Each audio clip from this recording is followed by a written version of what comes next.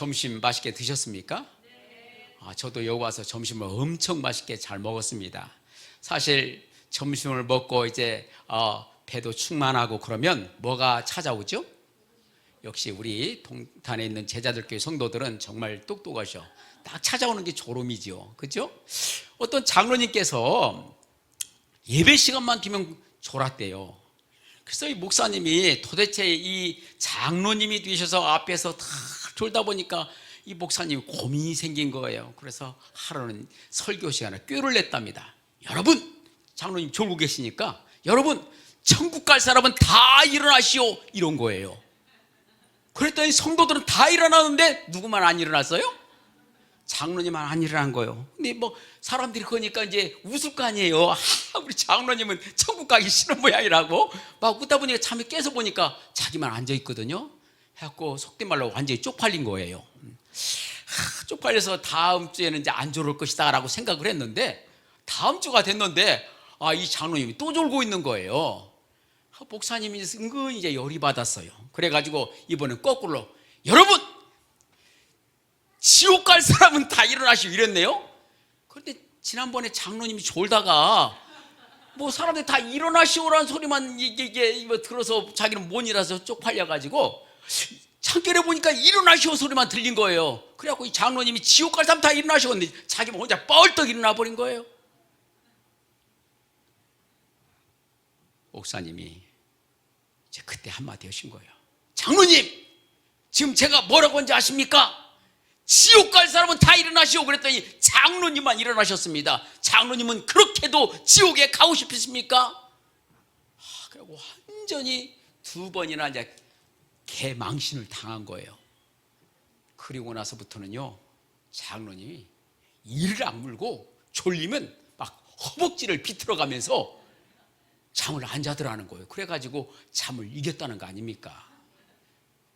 여러분들이 어떤 분은 보면은요, 아침에 다 오자마자 찬양할 때까지는 잠을 그냥 눈이 발동발동해요. 그러다가 딱 목사가 설교만 시작하려고 하면 그때부터 목사님 안녕하십니까?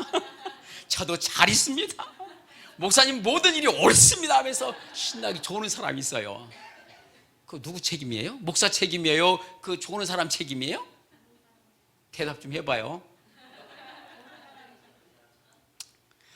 사실 우리는 하나님 앞에서요, 참 주일에 대해서 준비성이 좀 있어야 돼요. 여러분이 옷만 예쁘게 차려입고 입술 예쁘게 바르고 화장하고 성역책 손을 끼고 주님 앞에 나왔다고 그래서 그게 주님 앞에 주일을 준비한 것은 아니에요. 그죠?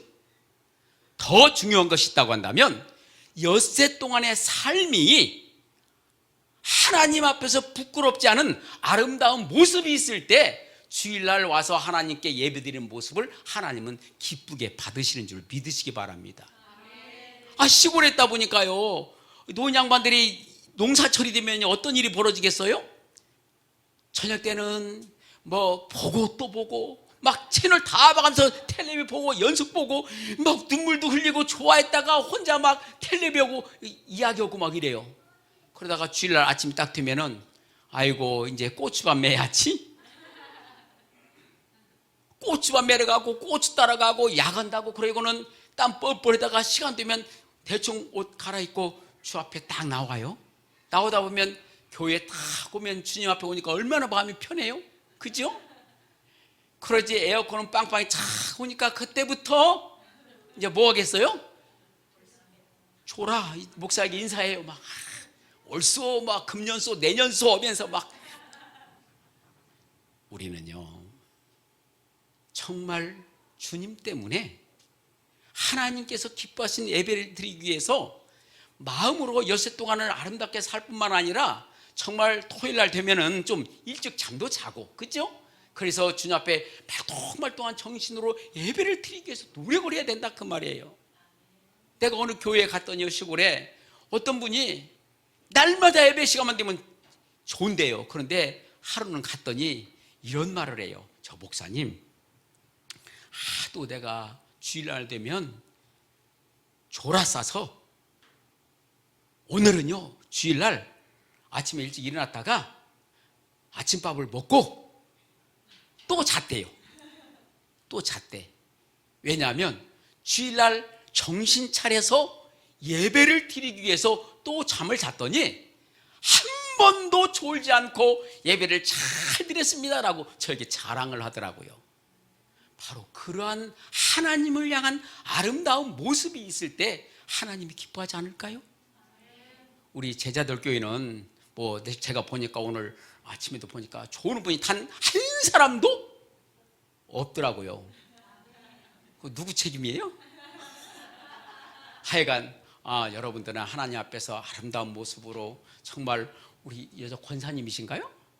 권사님이 막 드럼을 치고 우리 남자 집사님께서 장로님이신가요? 은혜스럽게 찬양을 부르고 막 열정 가지고 오전에도 보니까 막 애기 엄마 같은데 막 땀을 팍 벌려가면서 찬양을 하고 정말 제가 도전을 받고 힘을 얻었습니다. 우리 하나님 앞에서는요 늘 다른 것이 하나도 없는 것 같아요.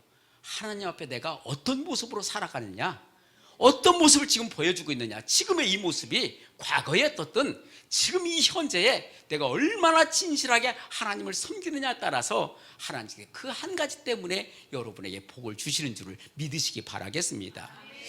그 아브라함 링컨이라고 하는 미국의 유명한 대통령은요 노예를 해방시킨 이런 대통령으로 유명하잖아요. 노예를 해방시켰는데 노예들이요 자유인이 됐습니까? 이제 신났다고 세상에 나가서 멋지게 살 것 같았는데 어느 날 주인에게 다시 돌아왔답니다.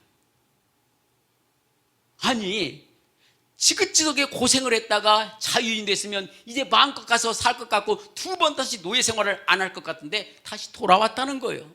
왜 돌아왔느냐? 막상 세상에 나가보니까요 노예들이라 배운 것도 없지요, 기술도 없지요, 살 수 있는 길이 없는 거예요.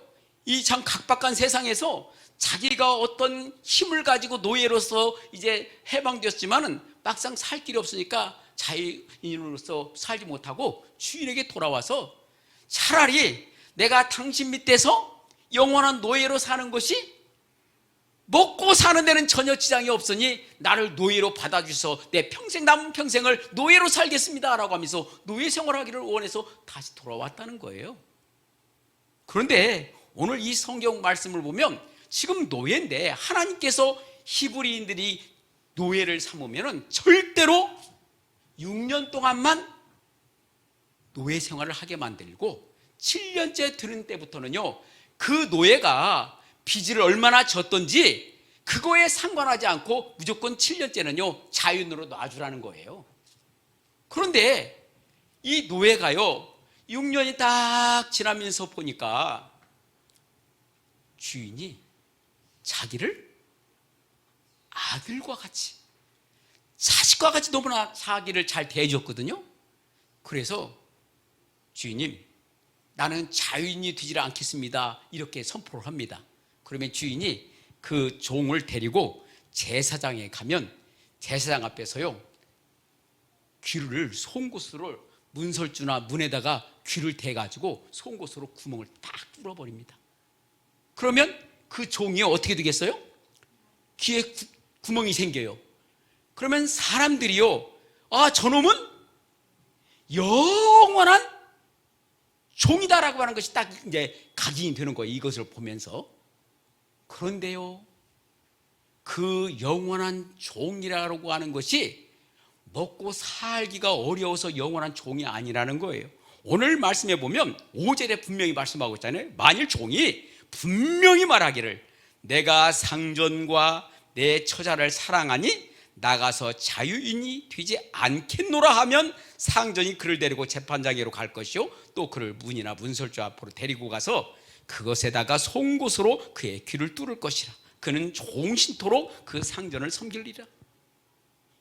그러니까 이 종은 아까 링컨이 노예를 해방시켰을 때 먹고 살기가 힘들어서 다시 돌아온 이 종과는 완전히 다른 거예요. 그렇죠? 나는 내 주인님이 나를 너무나도 사랑해서 나는 당신의 영원한 종이 되어도 나는 부끄럽지가 않습니다. 내 귀에는 구멍이 뚫리는 그래서 영원한 종이라고 하는 이런 표시가 되어 있지만 나는 이것은 한편으로 생각하면 나는 주인으로부터 지금 뭘 받고 있다? 사랑을 받고 있었다. 그렇기 때문에 나는 종이 되는 것이 전혀 부끄럽지 않다라고 하는 이러한 표시도 되는 것 아니겠어요? 그런 면에서 이 종은 앞에서 말했던 링컨이 해방시켰던 이 종과는 완전히 다른, 한마디로 나는 주인을 사랑하기 때문에 내 평생을 당신께 드려도 나는 부끄러움이 없고 내가 그럴 만한 가치를 당신에게 돌려드리겠습니다라는 이런 표시가 됐다는 것이 귀의 송곳으로 뚫려진 이런 종의 모습이라는 거예요. 한마디로 사랑하기 때문에, 정말로 내가 당신을 사랑하기 때문에 나는 당신의 종이 되어도 부끄럽지 않소, 이 마음인 거예요. 어떤 한 청년이요, 한 40년 전에 시골에서 직장을 얻으려고 서울 온수동이라고 하는 곳에 직장을 찾아서 왔습니다. 근데 이 젊은 청년이, 총각이 오자마자 직장을 딱 얻고 제일 먼저 무엇을 찾아놓은 거니? 가까운 곳에 내가 섬길 수 있는 교회가 어디가 있는가, 이걸 찾고 다닌 거예요. 그러다 보니까 너무나 가까운 곳에 자기가 딱 섬길 만한 아주 아담한 교회가 하나가 있었어요. 그래서 거기를 아침에 새벽에도 가서 기도하고, 가까우니까 출근하기 전에 기도하고 출근하고, 퇴근하면서 오면서 거기서 기도를 하고, 이런 생활을 계속 했던 거예요. 몇 년 동안을 하고 있는데 그 교회에 여전도사님이 이런 모습을 보았어요. 그래가지고 어느 날 이 여전도사님과 이 총각 성도가 이제 다방에서, 그때 당시에 한 40년 전에 다방에서 만나게 됐어요. 그 다방 문화니까. 그런데 이 여전도사님이 이렇게 물었습니다. 저 선생님, 저는 지금 어떤 감정에 치우쳐서 이런 말을 하는 것이 아니라 내가 선생님을 지금까지 쫙 봐왔는데 저는 어떤 일이 있어도 선생님과 결혼하겠습니다, 이렇게 얘기한 거예요. 그러니까 이 총각이 그냥 깜짝 놀라가지고, 이건 전도사님이 어떤 총각, 말단 직장생활하는 총각하고 결혼하자고 그러니까 그냥 뻥 쪘지요. 그래서 이 총각이 물어봤습니다. 저는요, 배운 것도 하나도 없고 가진 것도 하나도 없는데 만약에 내가 똥구르마를 끓으면 내 뒤에서 똥구르마를 밀어줄 수 있을까요? 그렇게 물었대요. 그랬더니 이 전도사님이 밀어줄 수 있습니다, 이렇게 얘기한 거예요. 그러니까 이 총각이 그러면 됐네요, 이랬네요. 그랬더니 이 전도사님이요, 갑자기 그 다방에서 총각을 손을 턱 잡은 거예요. 기도합시다. 여전도사가 그래 놓고는요, 하나님 아버지 짝을 맺어주셔서 감사합니다. 여전도사님이 그래버렸네요. 그래가지고 그 여자 전도사님하고 총각하고 결혼을 했어요. 그게 바로 나예요. 저 그때요, 우리 집사람이 내 손 딱 잡고 기도합시다 그럴 때요, 속된 말로 쪽팔려 죽는 줄 알았어요. 창피해가지고. 그래갖고 제가 이렇게 결혼을 했어요. 근데 그 결혼하기 전에 어느 날 새벽에 내가 아침마다 가서 기도했다고 그랬잖아요. 아침에 출근하러 기도로 갔더니 저 양반이 엉엉 울고 있어요. 아침에 일찌감치 내가 출근하기 전에 갔는데 울고 있더라고요. 그래서 이제 둘이 이제 사귀기로 약속을 해놨는데 엉엉 울고 있으니까 내 마음이 어떠겠어요? 속이 쓰리고 아프잖아요. 그래서 뭐 기도하는 사람은 왜 그냐고 흔들 수도 없고, 그래서 기도가 끝날까지 기다리고 있었더니 끝났어요. 그래서 왜 전사님 왜 그렇게 울고 계시냐고 나한테 얘기해 줄 수 없냐고 그랬더니 쭈밋쭈밋 하더니 이런 얘기를 해요. 집에서 학비를, 수업료를 학비만 보내줬대요. 나머지는 네가 알아서 하고, 엄마가 홀어머니인데 엄마가 그냥 힘들게 해서 학비만 보내주신 거예요. 근데 그 여전사님이 얼마나 믿음이 좋은지 그 학비에서 11조를 떼서 하나님께 드려버린 거예요. 그러니까 수업료를 내야 되는데 수업료에서 11조를 떼고 나니까 나머지가 모자라잖아요.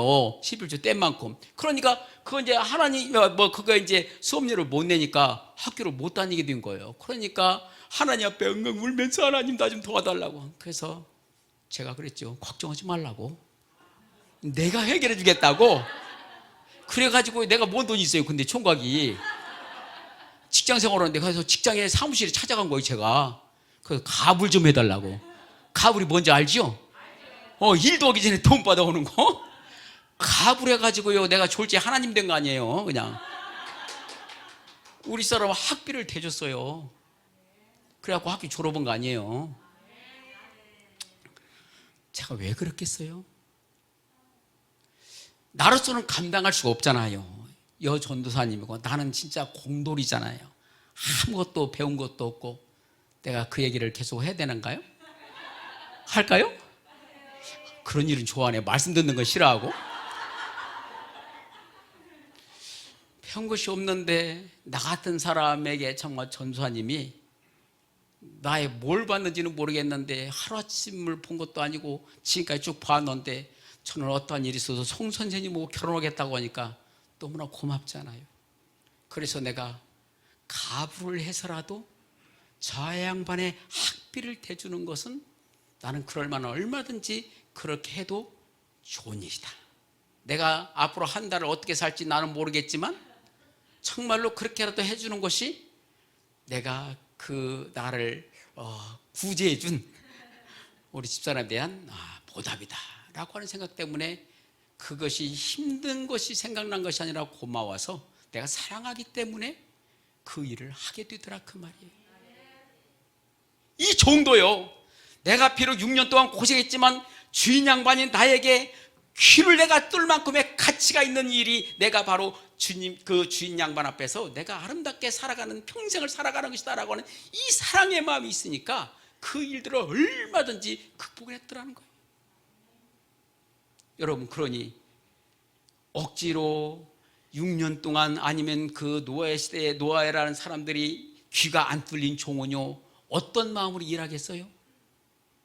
아이고 이놈의 내 팔자야 내가 어떻게 다 우리 부모를 잘못 만나서 내가 이 모양으로 평생 종로로 다니냐 하면서 억지로 힘들게 일했을 것 아니에요. 그죠? 귀가 안 뚫린 종들은. 그런데 귀가 뚫린 종은 어떤 마음으로 일하겠어요? 나는 귀가 뚫렸을 것은 우리 주인 양반이 나를 자식처럼 사랑하는 이런 모습이기 때문에 나는 일을 해도 기뻐요, 슬퍼요? 기쁜 거예요. 자원하는 마음으로 다 일할 수 있고 즐거운 마음으로 일할 수 있고 행복한 마음으로 일할 수 있다 이 말이에요. 우리가 예수 그리스도로부터 지금 사랑을 받은 것 아니에요. 우리는 이미 죽을 자식이고 멸망받고 지구의 특급 열차를 지옥행 특급 열차를 탔어야 될 우리들인데 하나님이 우리를 사랑하셔서 예수 그리스도를 보내셨다고 한다면 그래서 내가 그 사랑으로 인해서 구원받고 내가 찬양하고 드럼치고 주님을 찬양한다고 한다면 그것은 정말로 즐거운 마음으로 해야 되는 일이라 그 말이에요. 우리가 신앙생활이라고 하는 것은요 억지로 마지못해서 이건 하나님 앞에서 그거는 헛수고예요. 정말 헛수고입니다. 정말 내가 주님의 사랑에 감격해서 주님의 은총에 감동을 받아서 내가 기쁨과 자원한 마음과 즐거운 마음으로 모든 일을 하든지 하나님께 예물을 드리든지 하나님께 예배를 드리든지 이 모습을 여러분들이 갖기를 축원합니다. 그리할 때 우리에게는 기쁨이 있고 하나님의 받음직하는 이런 산예배가 되는 것 아니겠어요? 아까 우리 이석원 목사님 나한테 갑자기 이제 그렇게 오늘 말씀을 전하라고 하면서 내가 뭐 어떻게 공부를 했다 이제 그런 말씀을 하셨는데 사실 우리 집이 찢어지게 정말 가난했습니다. 그래서요 저는 중학교도 졸업을 못했던 사람이에요. 그런데 내가 예수를 딱 믿었는데 날마다 내가 총각 때 예수를 믿고 일주일 때 되는 날부터 새벽 예배를 가기 시작했는데 기도하는 가운데 하나님께서 나에게 이런 말씀을 하신 거예요. 공부해라. 남들은 못 들은 얘기죠. 나는 기도할 때마다 자꾸 내 속에서 들려오는 소리가 공부해라 이러는 거예요. 그래서 하나님 나는 공부 안 합니다.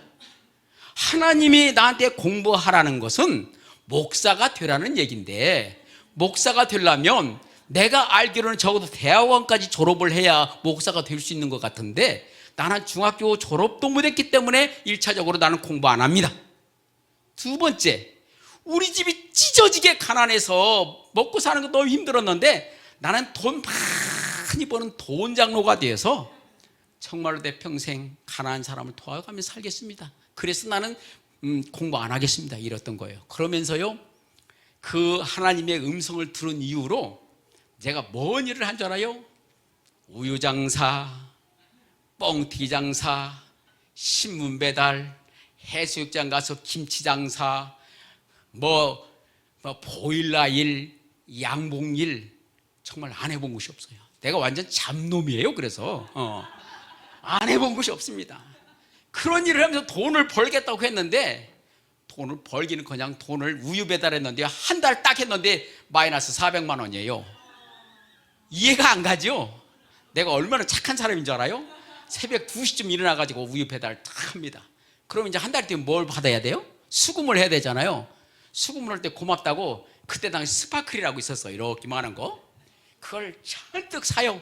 그래가지고 내 거 우유 먹어줘서 고맙습니다고 다 치집마다 넣어준 거야. 넣어놓고는 그 집 가면은 일 나가고 돈 없다고 안 주고 그러면 내가 돈 달라고 못해.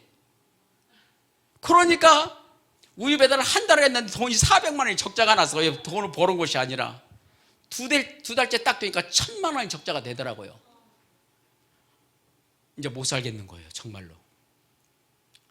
그렇게 힘들게 이제 하는데 하나님께서 공부해라 그런 거 아닙니까? 돈 벌라고 몸에 돈을 공부해라 그랬을 때 안 하고 16년을 버텼던 거예요. 돈 벌겠다고. 그래서 완전히 망했죠 이제.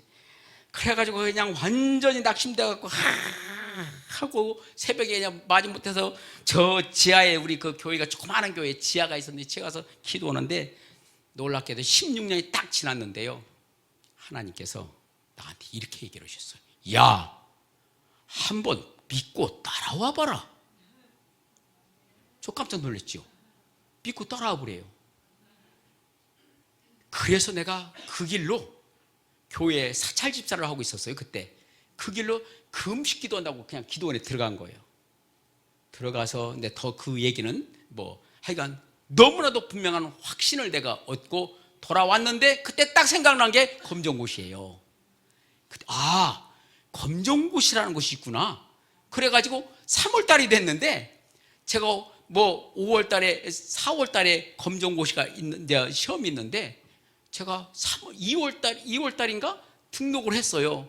그래가 내가 그 4월달에 있는 검정고시를 보겠다 하니까 학원에서 놈들은 1년에도 안 되는 일을 무슨 한 달 만에 검정고시를 본다고 깝죽거리냐 그 말이에요. 그래서 내가 그렇게 얘기했습니다. 그 원장한테.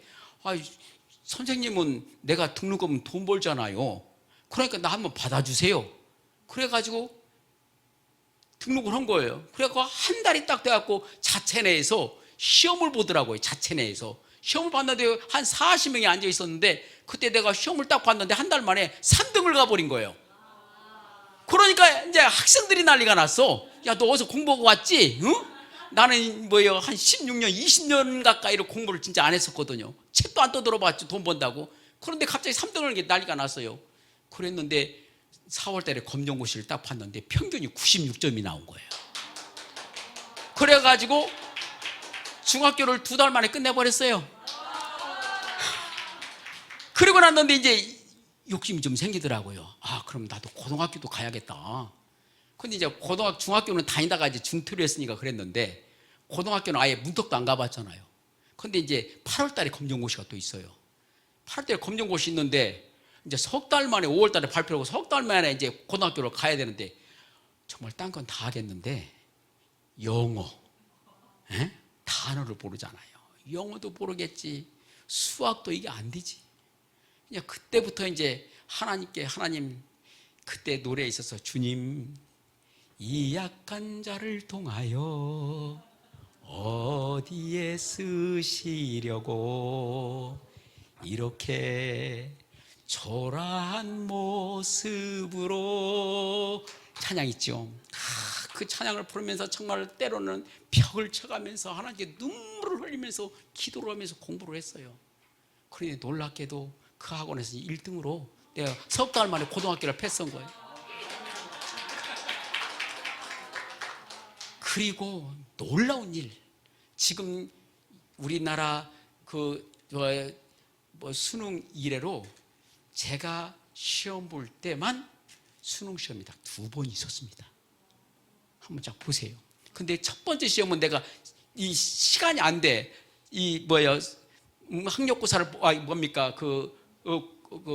검정고시 그거하고 시간이 안 맞아서 그놈을 못 볼 수밖에 없었는데 하나님이 나를 위해서요 11월 달에 한 번 더 있게 만들었대요. 그 해만 유일하게. 그래가지고 그때 수능 시험을 봐가지고 그 점수를 가지고 내가 이 아까 우리 목사님이 백색인가 흑색인가 그러더만 내가 이제 백석대학교에 원서를 넣어가지고 합격을 한 거 아닙니까? 그래서 내가 곰곰이 생각해 본 거예요. 내가 도대체 중학교, 고등학교, 대학교를 아까 목사님 말씀에 9개월 만에 패스한 거예요. 하나님 믿고 따라오라고 하더니, 그리고는 대학교를 딱 간 거 아닙니까? 대학교를 갔는데 첫 번째 시험을 봤는데 놀라운 일, 내가 전체에서 1등 가버린 거예요. 장학금이 나온 거예요. 그때부터 저는 고민에 빠진 거예요. 그때부터 사실은 어떤 고민이냐, 나는 공부를 안 하고 싶어요. 좀 쉬고 싶고, 내가 38에 대학을 갔으니까 공부를 안 하고 싶은데, 그때 아까 장종현 총장님 교수님들이 이제 나를 주목해서 보기 시작한 거예요. 나이는 제일 많은데 공부를 잘하니까. 그래서 어떤 교수님은 미국 한번 갔다 와라. 그럼 너 교수 자리도 진짜 다 열려 있다. 막 그러면서 공부하라고 그랬는데 나는 공부하기 싫은 거예요. 왜? 1등 간다는 게 너무나 힘든 거더라고요. 사람들이 주목하고 교수들이 주목을 하니까 안 하고 싶은데 할 수밖에 없는, 그래서 어쩔 수 없이 공부를 할 수밖에 없는, 그래서 공부를 할 때마다 맨날 장학생이 됐어요. 그래서 4년간을 장학생으로 다니고 그 학교 졸업할 때 내가 총 대학교에서 전체 수석으로 내가 졸업을 했습니다.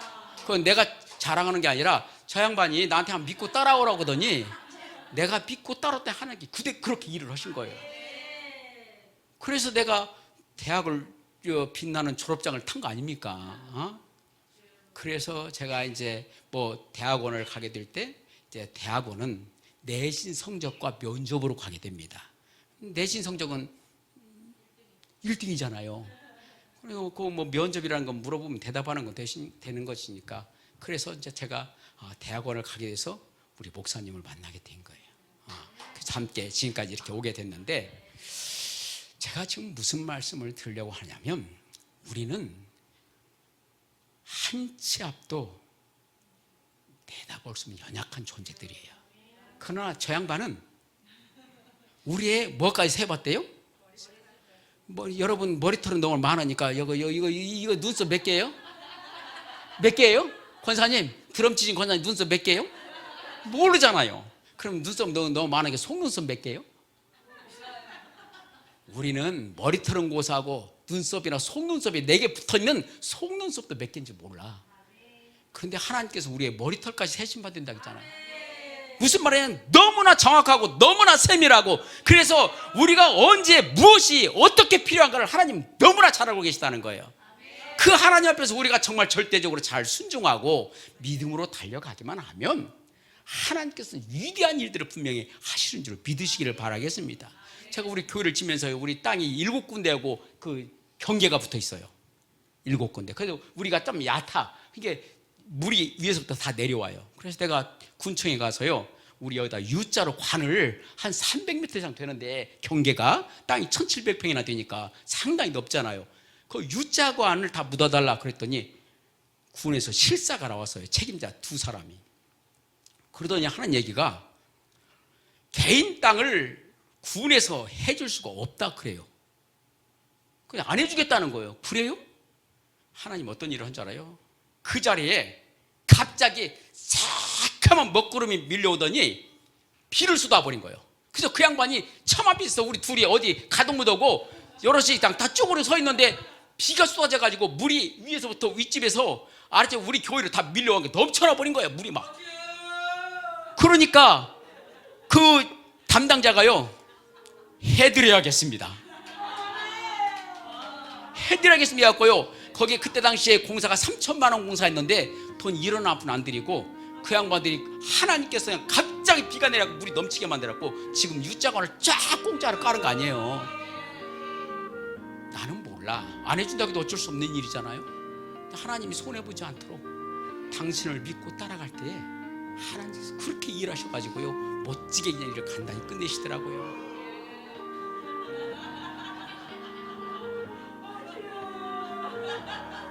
어떤 분이요 또 무엇이가 생각나네. 어떤 분이 설교를 했더니 한 목사님이 설교했더니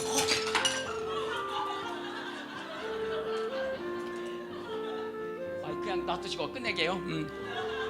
엉엉 우시더래요. 그래서 내가 설교를 너무 잘해서 은혜를 받아서 저렇게 우시는구나 생각하고 기분 좋아하고 끝나가지고 가셔갖고 참 은혜 많이 받으셨는가요? 그랬더니 그분이 갑자기 하는 말이 이게 목사님이 시험이 이렇게 많이 났었는데 목사님을 보니까 어저께 죽은 염소가 생각이 났어. 사랑하는 성도 여러분, 우리는 정말 모자라지만 하나님은 위대하신 분이십니다. 내가 정말로 하나님 앞에서 사랑받은 귀가 뚫린 송곳으로 귀가 뚫린 사람이라는 거, 영적으로 여러분들은 지금 하나님의 사랑을 받아서 지금 귀가 뚫린 사람들이라면 여러분의 삶 가운데 예수 그리스도의 흔적이 있어야 될 거 아니에요? 사도 바울은요 갈라디아에서 보면 나는 예수 그리스도의 흔적을 가졌노라 그러잖아요. 그 흔적은 그는 수없이 많은 주님을 때문에 태장을 맞기도 하고 감옥에 갇히는 일도 있었고 강도의 위험과 동족의 위험과 칼의 위험과 이런 죽음의 위험이 쫙 도사리면서 수없이 많은 상처가 났었는데 그럼에도 불구하고 자기는 그 상처가 주님 때문에 난 상처이기 때문에 영광스럽다는 거예요. 그렇다면 여러분들은 어떤 상처를 갖고 있어요? 주님 앞에서 나름대로 주님 때문에 힘들고 어려운 일을 만날 수 있었을 것인데 그 상처가 주님 앞에서는 자랑스러운 것이요 그 상처가 영적으로 때 귀에 송곳이 뚫린 것과 같은 것이란 걸 생각하고 오히려 기쁨으로 부끄러워하지 말고 감사함으로 주님을 섬기는 멋진 여러분 되시기를 주님의 이름으로 축원을 드립니다. 기도하시겠습니다. 고마우신 우리 하나님, 종들이 주인으로부터 너무나 사랑을 받아서 송곳으로 귓구멍이 뚫려도 그걸 부끄러워하지 아니하고 자원해서 주님 앞 그 주인 양반을 아름답게 섬겼던 이런 모습입니다. 주님, 우리들은 과연 주님 앞에서 어떤 흔적을 가지고 있습니까? 우리 주님 앞에서 정말 사도 바울이 나는 예수 그리스도의 흔적을 가졌다고 고백한 것처럼 우리를 또 영적인 이런 예수 그리스도를 향한 흔적들이 남아서 하나님께는 영광이 되게 하시고 우리에게는 기쁨이 되게 하여 주옵소서. 아멘. 예수님의 이름으로 기도하옵나이다. 아멘.